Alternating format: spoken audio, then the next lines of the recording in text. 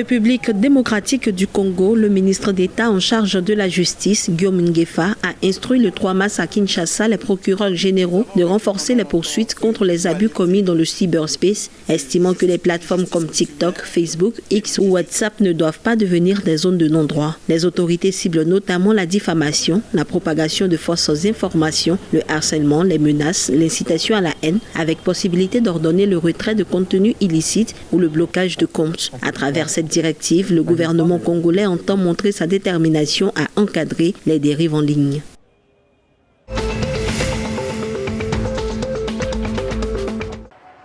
Au Cameroun, la Banque africaine de développement s'est engagée à financer les infrastructures via son guichet public et piloter côté privé la levée de fonds destinés aux investissements industriels et logistiques de la future zone industrielle intégrée du port en eau profonde de Kribi, baptisé Kribi Port Industrial Zone. Le projet qui mobilise 476 millions de dollars de financement public et 445 millions de dollars d'investissement privé vise à accélérer l'industrialisation du pays, diversifier la production nationale et stimuler les exportations. La zone devrait générer d'ici 2040 environ 50 000 emplois directs et 150 000 emplois indirects, tout en augmentant fortement les exportations de cacao transformé.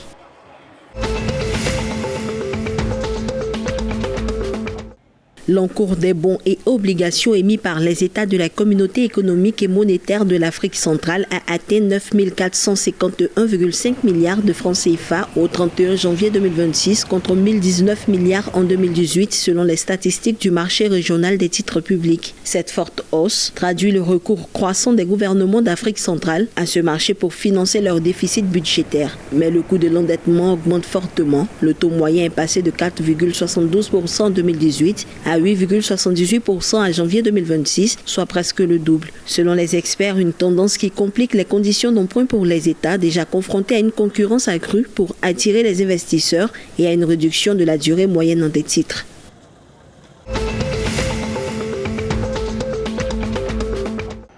En République du Congo, à l'approche de l'élection présidentielle prévue les 12 et 15 mars 2026, une trentaine de journalistes et professionnels des médias participent du 4 au 6 mars à Brazzaville à un atelier sur la couverture électorale sensible aux droits de l'homme et à la promotion de la paix. La formation vise à renforcer les compétences des médias en éthique journalistique, vérification de l'information et lutte contre la désinformation, notamment sur des plateformes comme Facebook, WhatsApp, TikTok et X. L'initiative entend favoriser une information responsable et inclusive afin de contribuer à un processus électoral apaisé dans le pays.